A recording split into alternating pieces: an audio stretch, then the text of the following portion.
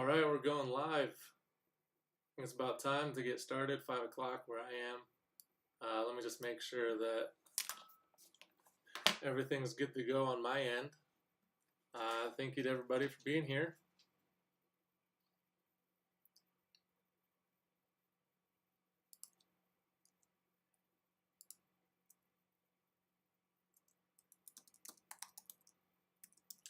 Looks like folks are joining. Good to see everybody. All right, I'm just going to go ahead and get going. We're going to talk about how to resolve a debt lawsuit today. Just going over some of the basics. Let's see. All right, just reviewing the basics here.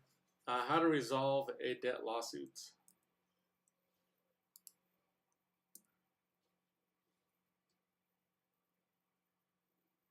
Alrighty. A lot of people get sued for debt. The good news is that with SoloSuit, about 70% of the time people are able to win, meaning they're able to get a settlement, or they're able to get the case dismissed or something along those lines. This allows debt sharks to exploit people, unfortunately.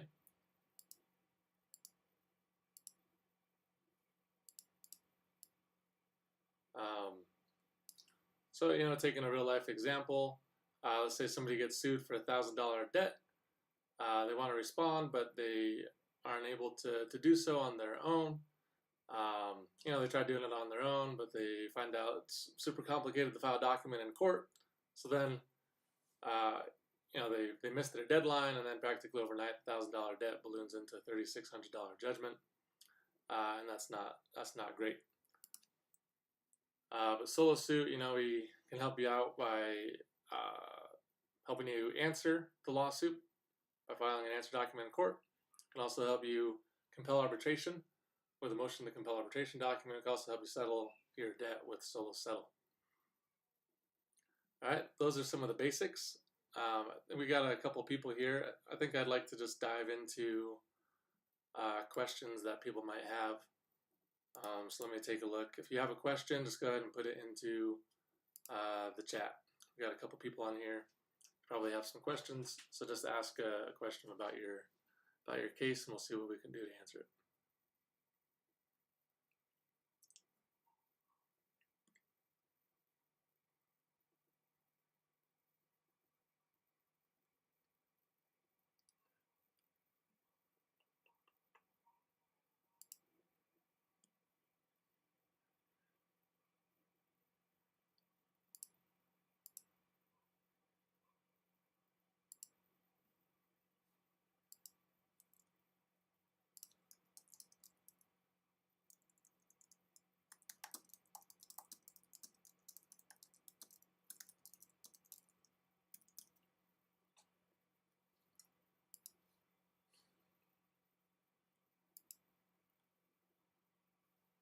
All right, a couple questions are coming in now. There we go. All right, we got Rob saying hi, what's up? We got Taya. Do you guys offer a payment plan for your services, or are funds required upfront? Good question, Taya. We don't offer a payment plan for anything at the moment. Kind of how the pricing works on some of our products right now. Things are subject to change. Right now, how it works is we have the answer document. That's what most people are coming to us for. The answer document, you can do it for free. You can generate your document for free. You just answer the questions online. You get to generate a document at the end. It's free. But most people pay us to file the document for them because the document's worthless unless it's filed. It's super hard to file. So you can do the standard package, which is usually around $50. And we calculate the filing fee for you. About 25% of states charge a filing fee. Most of our customers are in California. The filing fee in California ranges from like $181 to $450. We calculate that for you. That's a big reason why people go for the standard. And then the premium service, that's around $250. again, these prices are subject to change. And yeah, it's $250. We don't offer any kind of service plan, right? We do accept credit cards, right? We accept credit cards. We accept Apple Pay on some of our services. Yeah, debit card, credit card. And then SoloSettle, maybe you're talking about a payment plan on SoloSettle. Right now, if someone wants to settle the debt, they can make an offer through SoloSuit, but we just do lump sum payments. We do lump sum payments because that is usually getting the best deal for the consumer. So you can make an offer to settle the debt for, if you're being sued for like $10,000, you can make an offer to settle it for $1,000 as a lump sum within 90 days. That's how it works on SoloSettle. We don't do payments at this point in time. All right. Mark, how do I make/file a motion to dismiss? I already filed an answer through SoloSuit. Great question, Mark. Motion to dismiss is a document that a lot of our customers want. It's not necessarily going to apply to everyone's case, right? A lot of times it might not apply. But, if you're hiring an attorney, there's a good chance that an attorney would just file a motion to dismiss as habit on pretty much any case, no matter what. If you email us at support@solosuit.com, then one of our support people can send you a document. It'll probably be Deja sending you a document. That's like a little bit more of a old school template that you'd have to fill out fill in some of the blanks. And then you can get that motion to dismiss, and then you can file it on your own. And oftentimes it's a good move to do that, so go for it. All right, Rob. Also, before we get into this much further, I do need to disclaim that I'm not an attorney. I'm not your attorney. I'm not licensed to practice law anywhere. This isn't legal advice. I'm just providing some legal information. There you go. So, my advice does not, this information does not replace consultation with an attorney. Right? And many of you should probably try to consult an attorney as well. I submitted the motion so we got Rob. I submitted the motion for arbitration, and I received a response from the lawyer stating the following. The motion to stay proceedings pending defendant's initiation outcome of arbitration. They asked the court to ask me to file for arbitration. Yeah, and that's cool. That's pretty common outcome. Most credit card agreements, again, will require that the plaintiff pay for arbitration, but since the defendant, in this case, filed a motion for arbitration, then it's kind of up to them to move things along. You might receive some documents, like some courts ask you to select an arbiter or select an arbitration organization or something like that. Just might want to move things along on there, and then arbitration oftentimes is a lot easier to navigate than civil court. Ideally, the plaintiff will actually just ask for the case to be dismissed because they don't want to pay or go through with arbitration. But just keep the ball rolling. And just remember, it's probably easier than civil, going through a civil court. All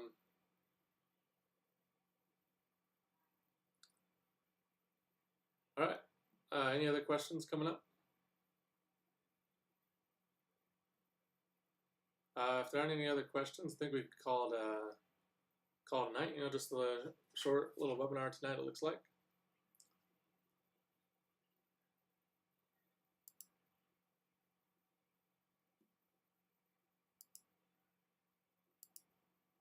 Looks like my chat got disconnected here.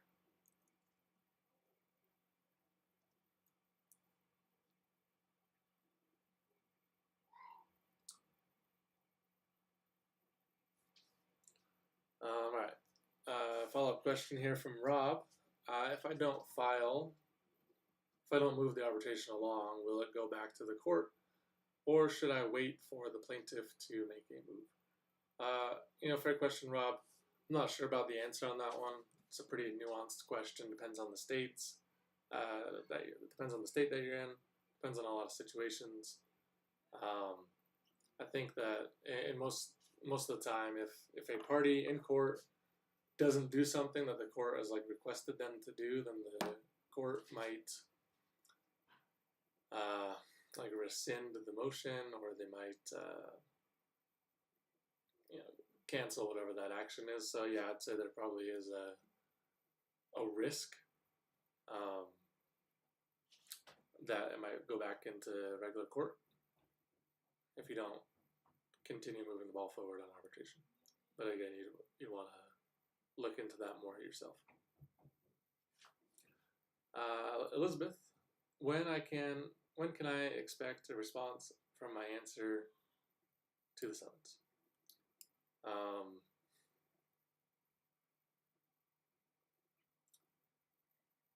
Usually in our database, we see responses. We see lawsuits wrapping up around between 4 to 6 months after the complaint is filed.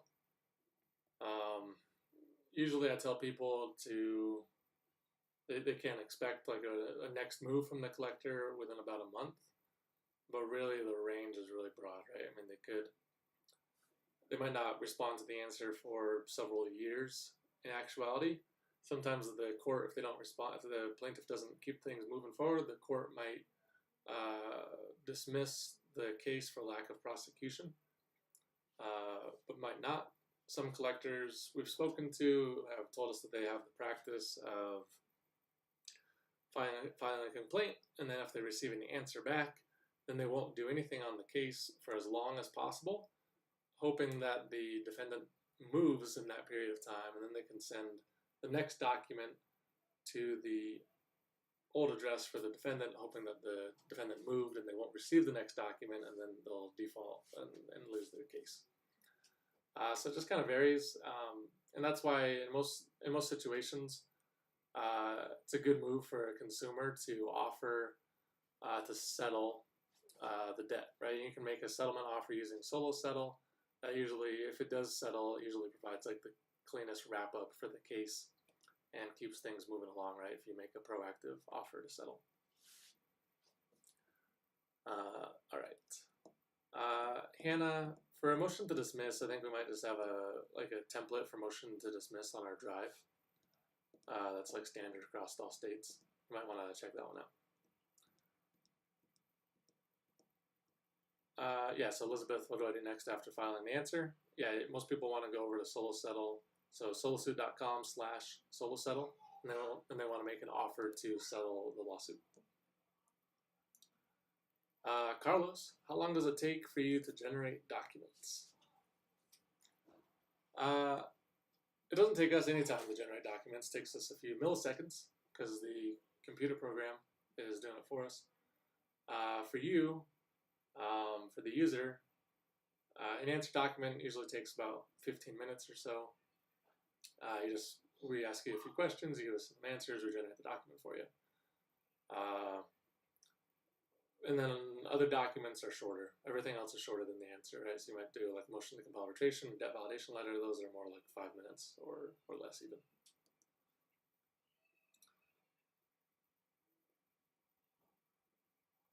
Okay. Elizabeth is saying that she doesn't owe anything.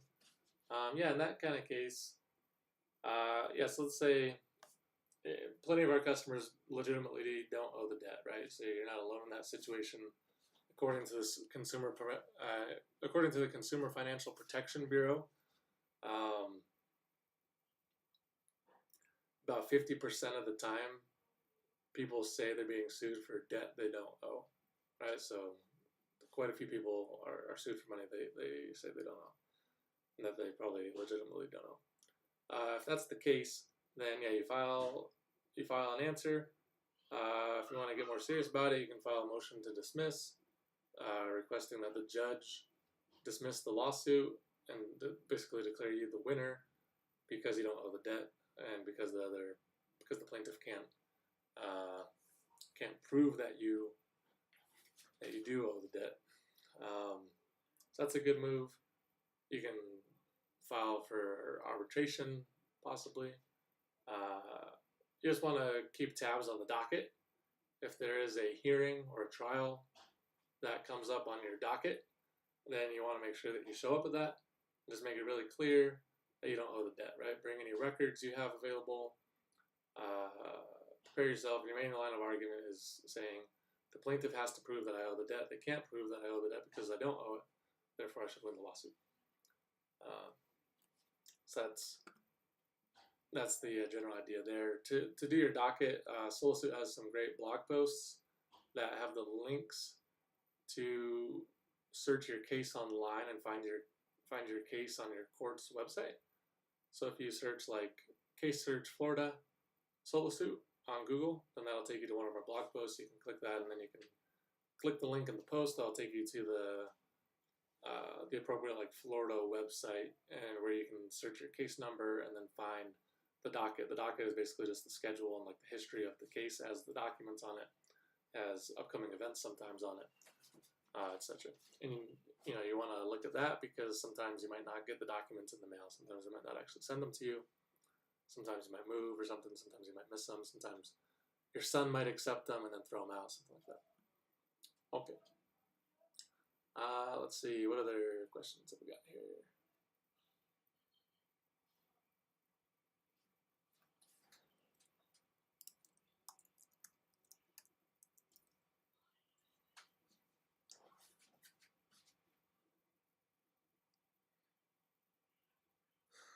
Okay, Birdie is asking, does one need to be sued in order to use SoloSettle? Can you offer settlements on old debt? All right, Birdie, great question. Right now, SoloSettle is designed for people in lawsuits. You could kind of use the system and tweak it to your needs. If you have a debt that you want to settle that isn't in a lawsuit yet, basically the only thing that would need to change is that instead of entering a case number, you would enter a account number, like the actual account number for your credit card debt or something along those lines. And then yeah, you can make an offer. We're open to expand SoloSettle to help people pre-lawsuits. Right now it's designed for people in a lawsuit. Can you offer settlement on old debt? Yeah, I don't see why not. We've seen debts get settled even after like a judgment is entered, even after the defendant lost the case. Things can still get settled. Even if their wages are being garnished, they can still settle them.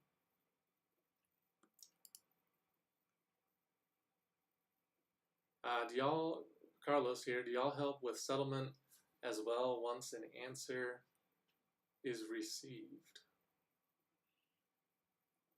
Yeah, definitely. That's what SoloSettle primarily helps with, is helping people settle a lawsuit once an answer has been filed.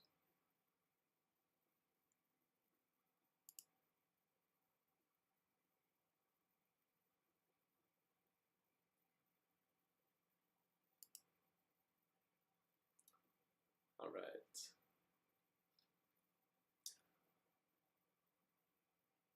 Carlos again, are y'all to battle the debt settlements and or connected to SoloSettle? I'm not sure I follow you exactly here. We are connected to SoloSettle. SoloSuit is the company that owns SoloSettle, which is one of our products.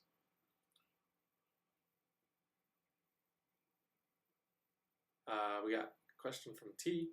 Our court date was pushed up to next Friday for oral arguments, and I motioned against summary judgment. Is there anything I can do to win this? Prepare. Great question. So let me just try this out. Get a little whiteboard here. So your court date was pushed up to next Friday for oral arguments, and I motioned against summary judgment. Is there anything I can do to win this?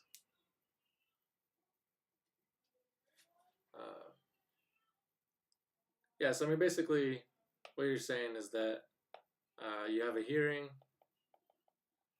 coming up. Let's see.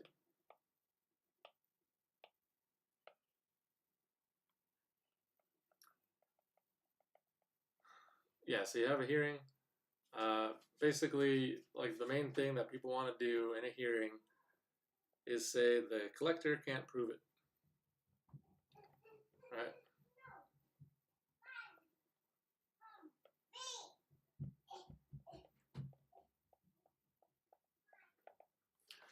So that's the main line of argument on most of these lawsuits.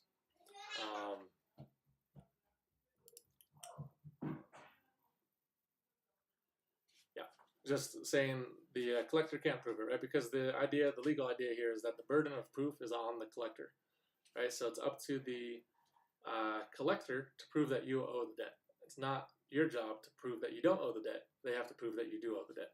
And oftentimes they can't do that, right? Maybe the collector bought it from someone else. Maybe they don't have the proper contracts, etc.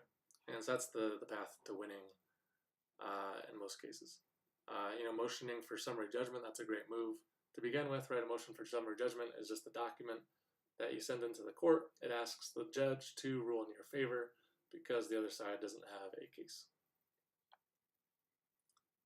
And that's the general idea. You might want to review like motion for summary judgments and review why those are granted.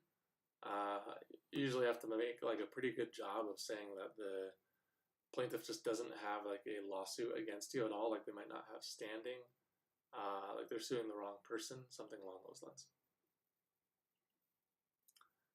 Carlos asked, if I buy the premium package, are those all included? So the premium package, what it includes, and I'm just gonna draw on here, right? Alright, so premium, people buy it for a few things, right? So you get the document, right? So you get the answer doc. And then you also get the attorney review.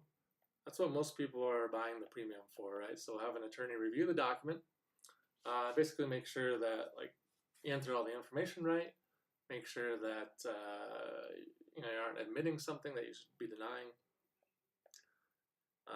So that's attorney review, and then filing. So we also file it for you. Filing is honestly, it's like the hardest part about this whole process is filing a document. It's like near impossible to file a document on your own in court. Very difficult. You got to find out like the mailing address for the court, or you got to go down in person. You got to talk to the clerk on the phone, which usually the clerks are pretty difficult to talk to. They don't get paid to be nice, unfortunately. Or maybe they do get paid, but they aren't necessarily nice on the phone to people. And then oftentimes you got to calculate the filing fee, which is pretty difficult, right? And in California, it's actually we've determined it's pretty much impossible to calculate the filing fee as a consumer in lots of cases. SoloSettle isn't included in the premium, right? So you do the answer, you pay for the premium, and then you do SoloSettle. SoloSettle is set up differently, where it's free. It's totally free to make an offer. So really nothing to lose to make an offer. And then you only pay us if we save you money, basically, if it settles. So for SoloSettle, you pay 19% of the total amount of the debt. Right now, again, price is subject to change if you're watching this later at some point. And you only pay that if there is actually a settlement. Rob, can we check the docket on our case? Yeah, again, you just want to search your state, SoloSuit, and like case search and find our blog post, and hopefully you'll be able to track down your case somewhere online. If not, sometimes you just can't find the case online. You might have to call the court or go down to the court in person. All right, Tammy, I sent all proof to court showing they sold the account. The plaintiff came back a day before hearing and said they deny it was sold, and that me being on Social Security is no excuse to not pay the debt. Only debtor I've ever had has sued me when I was laid off during COVID. This has been a nightmare. Yeah, good job sending in all the proof to the court. We're with you. We're here to support you. I hope you win your case.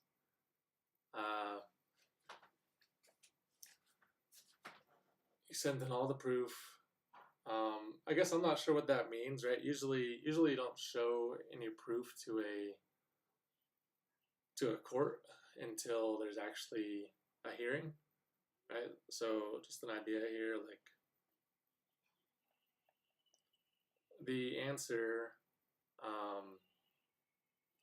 like doesn't equal your story, right? So we really don't, you aren't like putting in your story or like the reasons why you don't owe the debt in the answer. It's really just a place to respond to the issues brought up in the complaint. Usually the defendant isn't bringing up their own stuff. So I'm not sure if that's what you did, but usually evidence is brought up in a hearing and a trial in person. In most of these cases, sometimes you might be able to send it in beforehand. An SS, sometimes, I'm not exactly sure on that one, but my recollection is that in some like states, SS in some situations, SS kind of can be garnished. Sometimes it can't. Maybe Hannah can send you some more information on that one. Again, sorry to hear about your situation.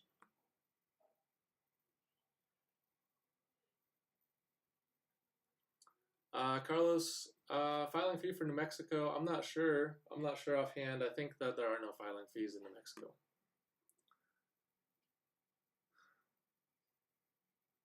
Tammy answered the lawsuit. They didn't check any of the boxes as I didn't understand them. Just sent in the Social Security statement stating that they couldn't get any money from me, so why try to sue me? Yeah, right, indeed. A good statement, right? I think sometimes people there's this idea of being judgment proof that gets around, right? Usually, in almost no situation are people judgment proof, but sometimes, basically, a collector might sue you now.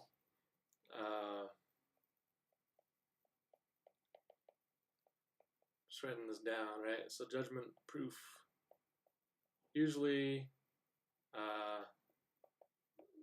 almost nobody is judgment proof.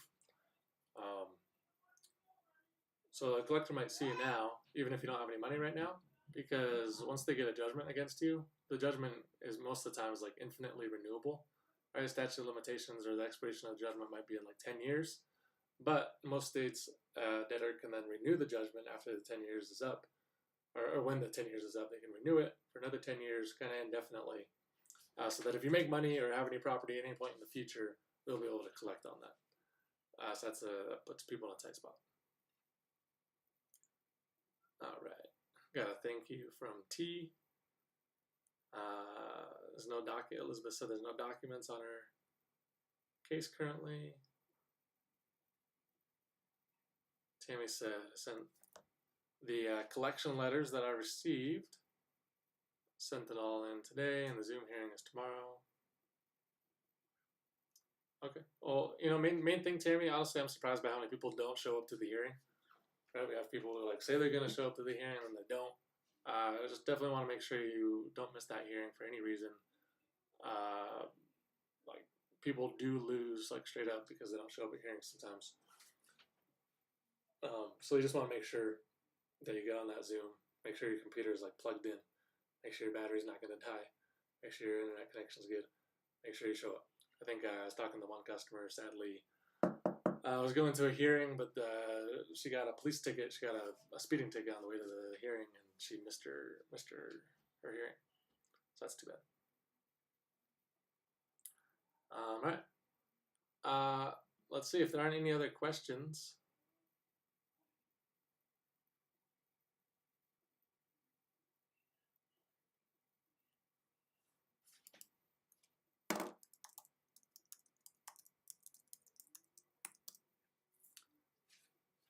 If there aren't any other questions, then I think we can call this good. If you do have a question, just go ahead and enter it in. I think I've maybe gotten to them.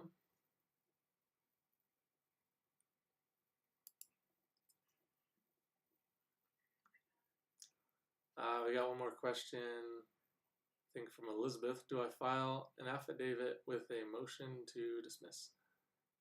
It kind of depends on a variety of factors. I think in most cases, again, I'm not an attorney. This isn't legal advice, but in most cases, you would file an affidavit, or at least a memorandum in support of the motion. Kind of how things progress, right? Is you have how the motion process progresses is someone files a motion asking the judge to do something. With the motion, they might file an affidavit, which is essentially a testimony from one person, probably from yourself in this case. And then you might file also a memorandum, supporting the motion. The memorandum would lay out your argument for why the motion should be granted. It would cite laws, cite case laws, etc. And you file all those things usually at once with the court. And then the other party, the non-moving party, if they care, they might respond with a motion opposed to the motion or a counter motion, and then a memo and an affidavit of their own. And then if it's a big case, the judge might have a hearing on the motion where the judge hears everyone else's oral arguments for it and then makes a decision.